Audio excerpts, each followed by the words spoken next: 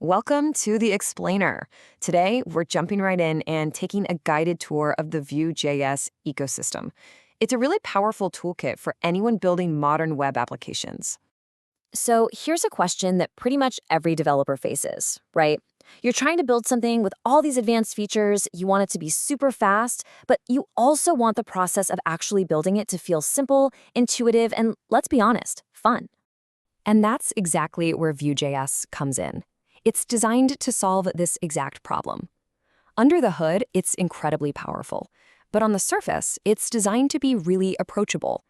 That makes it versatile enough for anything from a tiny little widget on a page to a massive, complex, single-page application. Okay, so let's get into it. We're going to start by looking at the absolute heart of any Vue application, components. The best way to think about it is like you're building with digital Legos. Seriously.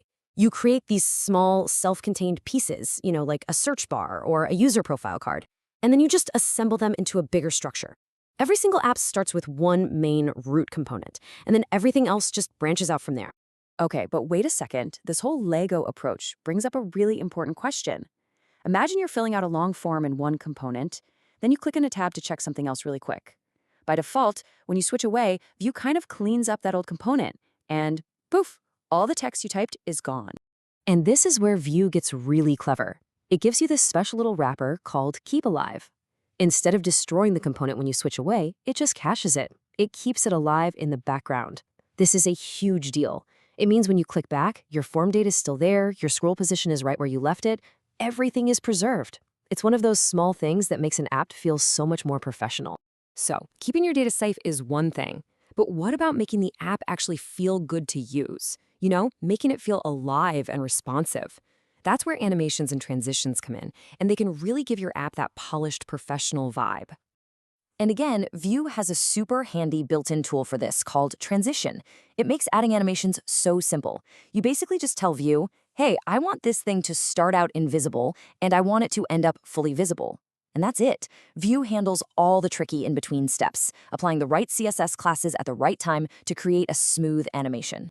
Now, slick animations are great, for sure, but they're just window dressing if the fundamentals of your app are confusing. And this is especially true when we're talking about forms, which are one of the most critical parts of any web app. And this quote, which comes straight from the official Vue docs, hits on a key accessibility point. So why should you avoid placeholders? Well, for one, their default gray color is often really hard to read for people with visual impairments. And if you make the color darker to fix that, they can end up looking like data that's already been filled in, which just confuses people. The bottom line? It's always better to use a proper label. All right, let's switch gears a bit and talk about something really important, performance. What happens when your Vue app gets big and content-heavy, and that initial load time becomes absolutely critical? Okay, so the difference here is all about how your app gets delivered. With the standard app, the browser gets a nearly empty HTML file and has to run a bunch of JavaScript to figure out what to show. With server-side rendering, or SSR, the server does all that work ahead of time. It sends a fully built HTML page straight to the browser, so the user sees content way faster. This is an absolute game changer for things like SEO and for users on slow internet connections. But that amazing performance boost does come with a bit more complexity. So while SSR is an incredibly powerful tool, it's not a silver bullet. It's not the right choice for every single project. You've got to think about the trade-offs. For example, you have to be really careful not to use any code that only works in a browser because it'll crash on the server. Your whole build process gets a little more involved, and naturally, it puts more of a strain on your server. So you really want to save SSR for those times when getting content to the screen as fast as humanly possible is an absolute must-have for your app's success. So we've covered speed, but a truly great application isn't just fast. It also has to be robust, reliable, and, most importantly, usable by everyone. Check out this number, 1 billion. According to the World Health Organization, that's roughly how many people around the world are living with some form of disability. That makes them the world's largest minority group, and frankly, building for them isn't optional, it's essential. And that's why you have to think about accessibility from day one. It's not just another feature you can tack on at the very end. It needs to be part of the core foundation of your application, baked right into the design and structure so that everyone can use what you build. A huge part of this is just using HTML the way it was meant to be used. When you use tags like nav for your navigation or main for your main content, you're creating what are called landmarks. For someone using a screen reader, this is like giving them a map of your page, allowing them to instantly understand the layout and jump directly to the section they care about.